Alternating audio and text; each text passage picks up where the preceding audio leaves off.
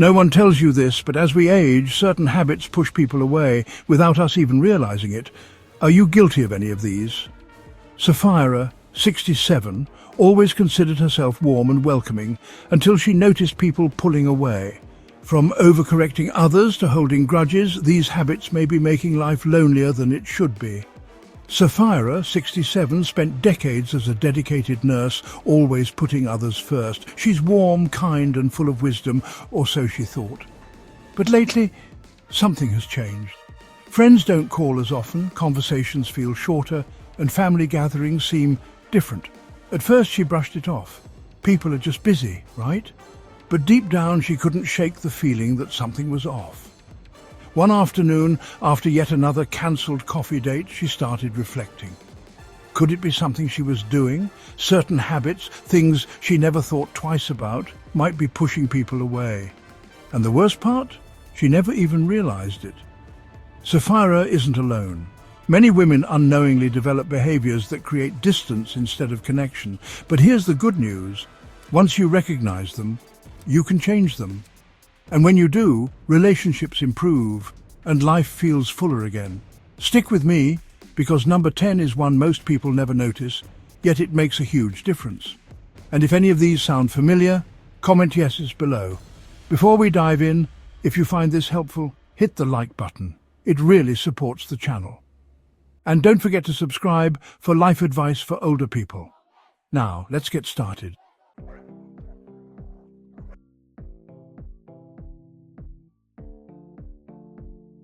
Overcorrecting others. Sapphira has always valued intelligence and accuracy. As a retired nurse, precision was a huge part of her career. Mistakes weren't an option.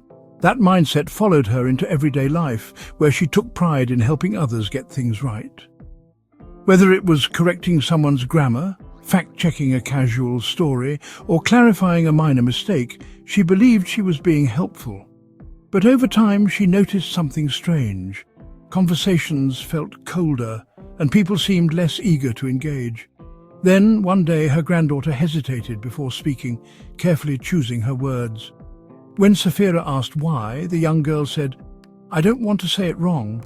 That hit her hard. It made her wonder how many people felt this way around her. The truth is, constant corrections, no matter how well intended, can make people feel small. It shifts the conversation from connection to critique. No one likes feeling like they're walking on eggshells, afraid to say the wrong thing. And when people feel judged, they withdraw. Sapphira realized she had a choice, be right or be kind. So instead of jumping in with a correction, she tried something different. The next time her friend mispronounced a word, she simply smiled and listened. And when someone shared a story that wasn't entirely accurate, instead of correcting them, she asked, "That's an interesting perspective. Tell me more. The results?" Conversations felt warmer, and people opened up more. She wasn't just hearing words, she was truly connecting. So ask yourself, have you ever caught yourself doing this? Maybe with friends, family, or even strangers? Let us know in the comments below. And if you're finding this helpful so far, don't forget to like this video. It really supports the channel. Now, let's move on to the next habit, one that's even easier to overlook.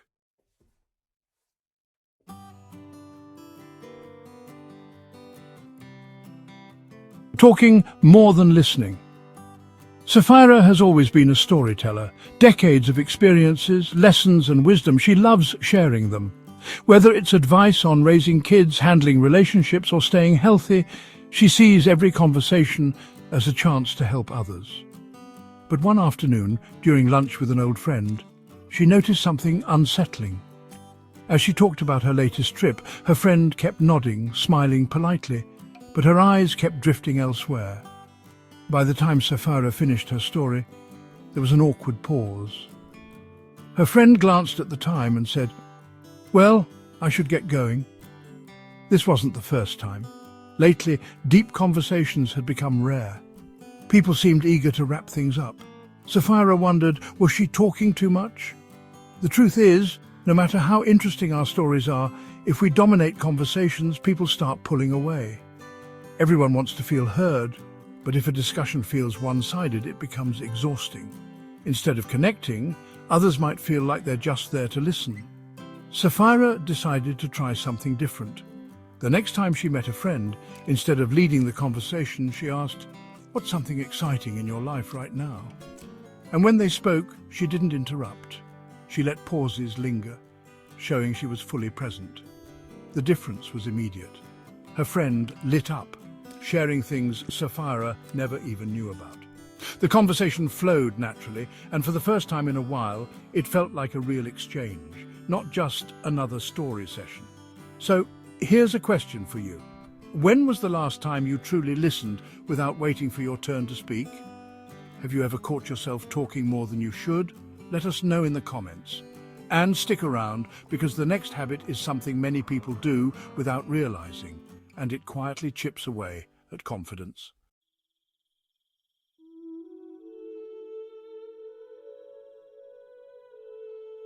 Over-apologizing. Sapphira has always believed in being polite. Saying sorry was second nature. It showed humility, kindness, and consideration. But lately she noticed something odd. At the grocery store, she whispered sorry as she reached for a can of soup. On the phone, she apologized for taking up time when asking a simple question. Even at family dinners, she caught herself saying sorry for rambling after sharing a short story. One day, her friend stopped her mid-sentence.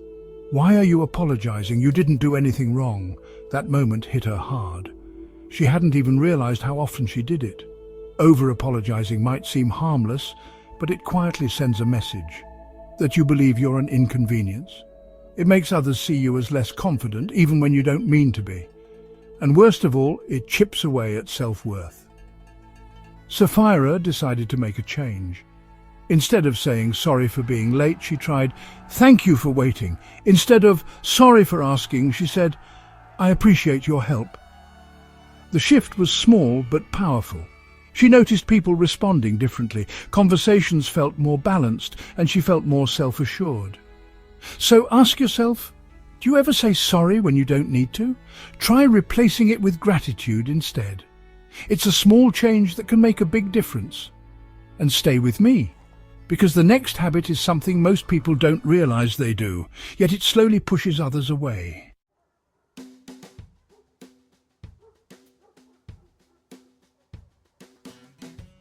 Being too critical. Sapphira always believed honesty was the best policy. If her friend wore an unflattering dress, she'd casually mention it. If her daughter served a dish that was too salty, she'd offer a quick critique. And when she saw someone making a choice she didn't agree with, she'd share her thoughts, because isn't that what caring people do? But then, one day, something happened. She was out shopping with her niece, Amelia, who picked up a bright-coloured jacket. Sapphira wrinkled her nose. "That colour doesn't really suit you." She meant it as helpful advice, but Amelia's smile faded. She put the jacket back and said, "I really liked it, though." That moment stuck with Sapphira.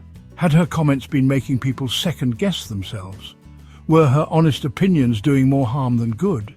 She started paying attention and realized how often she offered critiques no one asked for. The truth is, being overly critical, no matter how well-intentioned, can create distance. Even small comments can chip away at someone's confidence. No one likes to feel judged, and over time, too much criticism can make people hesitant to open up. So Sapphira made a new rule for herself. If it's not kind, necessary and helpful, she wouldn't say it. Instead of critiquing Amelia's choice, she could have said, "If you love it, you should wear it." Instead of commenting on a meal, she could have simply enjoyed the moment. And something interesting happened. Her relationships improved. People felt more comfortable around her. Conversations flowed more easily. And she realized that sometimes the best way to support someone is to let them be themselves. What about you? Have you ever caught yourself offering unsolicited opinions? Let us know in the comments below. And stick around, because the next habit is something many women struggle with, without even realizing how much it's affecting their happiness.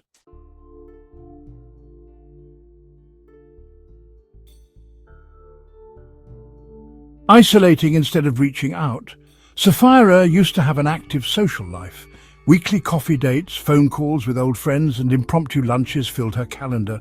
But lately things had changed. The phone didn't ring as often, invitations became rare. And when weeks passed without hearing from anyone, she started wondering, did people just stop caring? At first she told herself that everyone was just busy. Life moves fast and younger family members have their own responsibilities. But as time went on, loneliness crept in. She scrolled through social media, seeing friends together, wondering why she hadn't been invited. Did they forget about me? Then, one evening, after another quiet dinner alone, a thought struck her.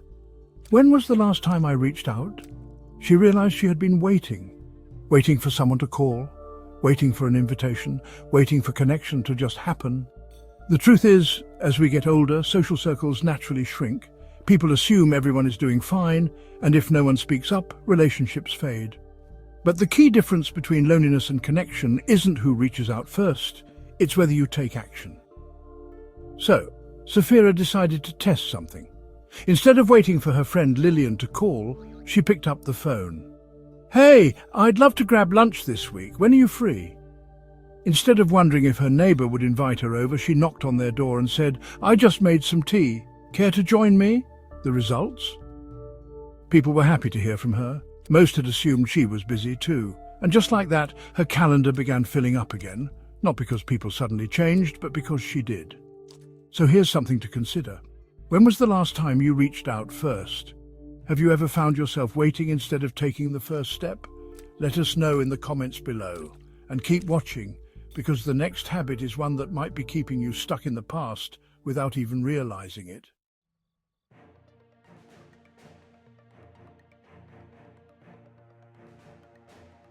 Complaining about the good old days. Sapphira loved reminiscing. She'd tell stories about the days when kids played outside instead of staring at screens, when neighbours knew each other by name, and when people had real conversations instead of texting. To her, the past felt richer, simpler and better. But one evening at a family gathering, she noticed something. As she started another story about how things used to be, her granddaughter Ivy sighed and glanced at her phone. Her daughter Mira gave a polite smile but didn't respond. The energy in the room shifted, like they'd heard it all before. That moment lingered. Later she overheard Ivy whisper to her mum, "I get it, things were better back then, but it makes me feel like my life will never be as good." That stung. Sapphira never meant to make anyone feel that way. The truth is, nostalgia is beautiful.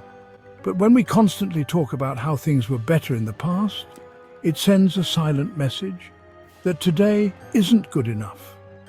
Younger people might feel like they'll never measure up, like their world will never be as meaningful or exciting as the one we remember. And over time, those conversations push them away. Sapphira realized she needed a balance. Instead of just looking back, she started embracing the present. When Ivy showed her a new song, instead of saying, "Music was so much better in my day," she asked, "What do you love about this song?" When a friend talked about a new trend, instead of dismissing it, she said, "Tell me more. I'd love to understand it." And something changed. Conversations became richer. People opened up, and she found unexpected joy in discovering what was good about today without losing appreciation for the past. So, what about you? Have you ever caught yourself focusing more on what was instead of what is?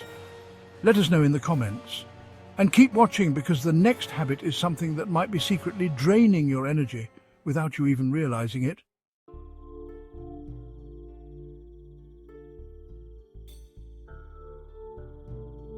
Sapphira had always believed that wisdom came with age.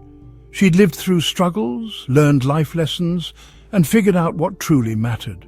So when younger people spoke about their challenges, she often found herself thinking, they just don't understand real hardship. One afternoon she was chatting with her grandson Theo when he mentioned feeling stressed about work and social pressures. Without thinking, she sighed and said, "You have no idea what stress is. When I was your age, we didn't have the luxury of complaining." Theo went quiet. The conversation ended quickly, and later Sapphira noticed he didn't open up to her as much. That night she reflected on their talk. Had she just dismissed his feelings?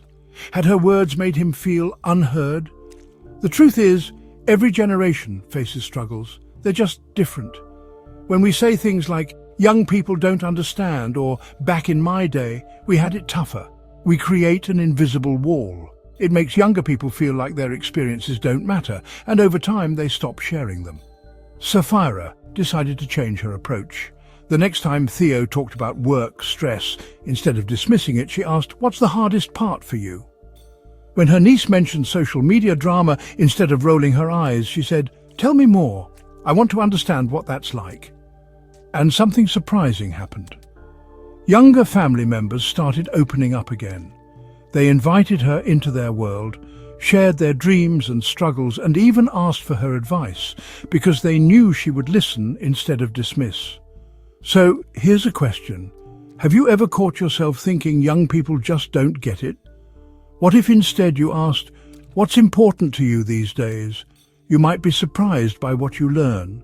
And keep watching, because the next habit is something that can slowly drain joy from your life without you even noticing.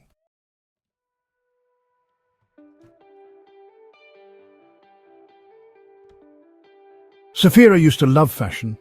In her younger years, she had an eye for colour, accessorized with care, and always took pride in looking her best. But over time, something changed. She started prioritizing comfort above all else. Loose sweatshirts replaced tailored blouses. Worn-out shoes became her everyday choice. Shopping for new clothes felt pointless. After all, who was she trying to impress? One afternoon, while passing a store window, she caught a glimpse of herself. The woman staring back looked tired. Not just physically, but as if she had quietly stopped caring. That realization hit her harder than she expected. The truth is, personal style isn't about vanity, it's about self-respect.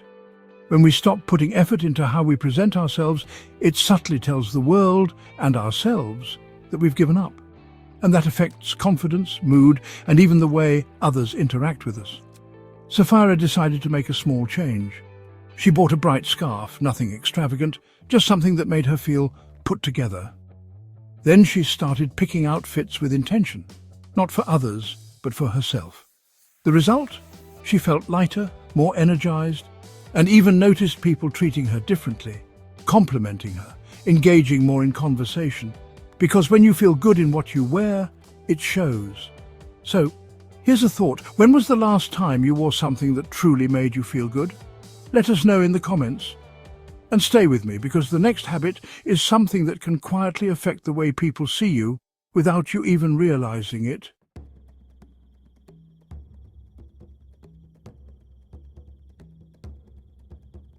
Sapphira had always believed in fairness.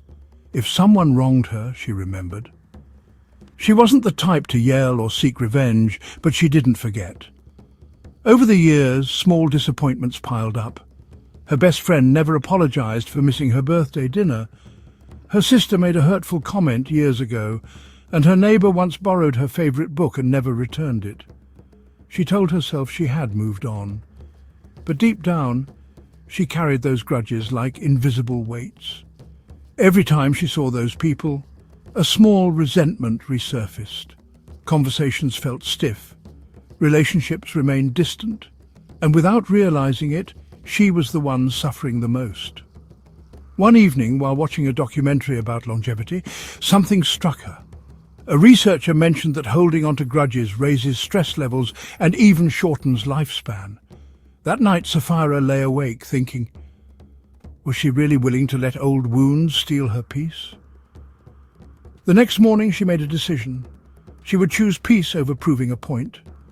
Instead of waiting for apologies that might never come, she decided to release the resentment for her own sake. She called her old friend and said, "I've missed you. Let's catch up." She sent her sister a kind message with no mention of the past.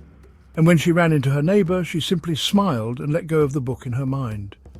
It wasn't worth holding on to anger. And something incredible happened. Her energy shifted. Relationships that once felt strained became light again. Not because others changed, but because she did. The truth is, grudges don't punish the other person. They punish you. So ask yourself, is there a grudge you're still holding on to? What would happen if you let it go today? Tell us in the comments. And keep watching, because the final habit is something that can silently steal your joy without you even noticing.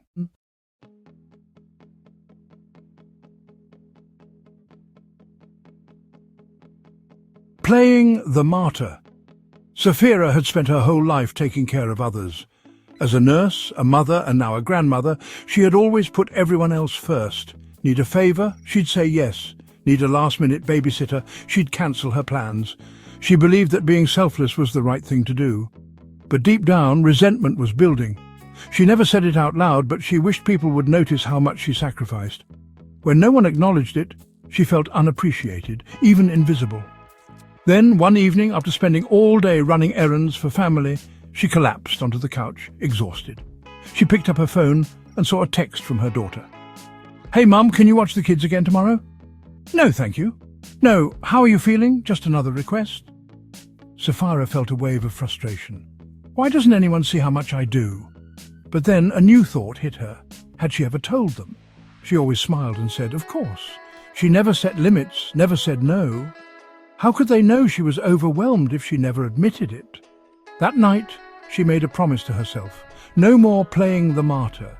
She would set boundaries and allow herself rest without guilt. The next morning, when her daughter asked again, Sapphira did something different. She said, "I love spending time with the kids, but I have plans tomorrow. Let's find another day that works." To her surprise, her daughter simply said, "Oh, okay. I'll ask someone else." No anger, no disappointment, just a simple solution. That moment changed everything. Sapphira realized that taking care of herself wasn't selfish, it was necessary. When she respected her own needs, others did too. So what about you? Have you ever felt like you give and give, but no one sees it? Let's talk in the comments.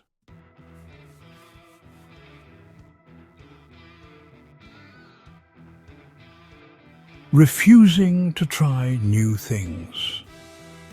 Sapphira had always been set in her ways. She ate at the same restaurants, watched the same TV shows, and stuck to the same routines she'd had for years. It wasn't that she disliked new things, she just didn't see the point in changing what was familiar and comfortable. Then one day her friend Delphine invited her to a painting class. "It'll be fun," Delphine said, but Sapphira hesitated. "I'm not an artist. I'll probably be terrible at it." She almost declined, but something stopped her. When was the last time she had tried something completely new? So she said yes. Walking into that class, she felt out of place. The brushes, the blank canvas, it was all unfamiliar. But as she dipped her brush into the paint and made her first stroke, something unexpected happened. She felt alive. The nervousness faded, replaced by a quiet excitement she hadn't felt in years. By the end of the class, her painting wasn't perfect, but it didn't matter. She had broken her own pattern. The truth is, routines provide comfort, but they can also make life feel stagnant. When we stop trying new things, we slowly shrink our world, and that can make life feel smaller, less vibrant, less exciting. After that class, Sapphira made a promise to herself. Say yes more often. She tried a new restaurant, learned to play a card game she had always avoided, and even signed up for a dance lesson. With every new experience, she felt lighter, more engaged, like a part of her had woken up again. So, here's your challenge. Say yes to one new thing this week. It doesn't have to be big, maybe a new recipe, a different route for your walk, or a hobby you've never tried. Whatever it is, step outside your routine and see how it feels. Have you ever pushed yourself to try something new, even when it felt uncomfortable? Let us know in the comments. And stay tuned, because the final habit might be the one that's holding you back from fully enjoying life, without you even realizing it.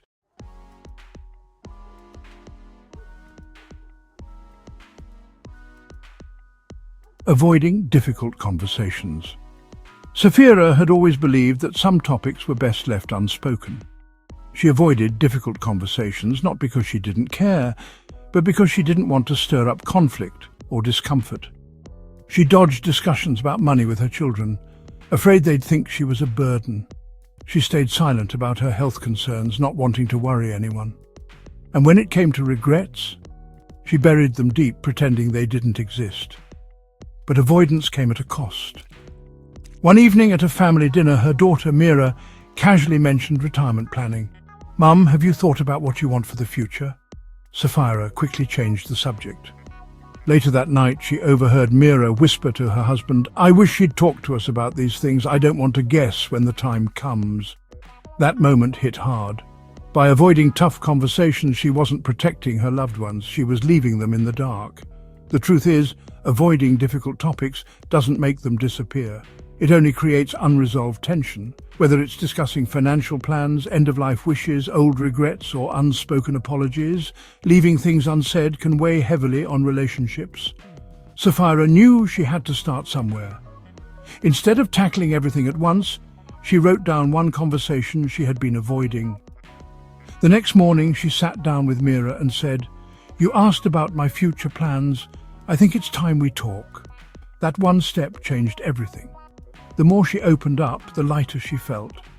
And to her surprise, her family wanted to have these conversations. They weren't scared of them, she was. So, here's your challenge. Write down one tough topic you've been avoiding. Maybe it's a financial discussion, a long overdue apology, or a conversation about your health. Whatever it is, take the first step, because the hardest conversations are often the most important.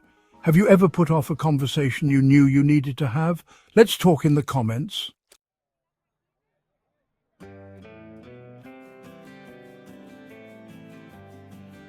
At first, Sapphira didn't think small changes would make much difference.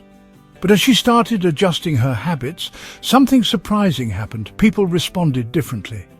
When she listened more than she talked, conversations felt deeper. When she let go of grudges, relationships felt lighter.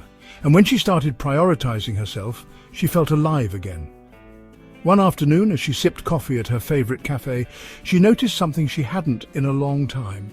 She felt seen, not because she demanded attention, but because she was fully present, intentional, and open to growth. Aging isn't about becoming invisible, it's about becoming intentional. How we show up in the world shapes the way others see and treat us. And the best part, it's never too late to change. If any of these habits resonated with you, take it as a sign to reflect and adjust, not out of guilt, but out of power. Now I want to hear from you. Which of these habits do you recognize in yourself? Let's talk in the comments. And if this video helped you, hit like, share it with a friend who needs to hear this, and subscribe for more aging advice after 60.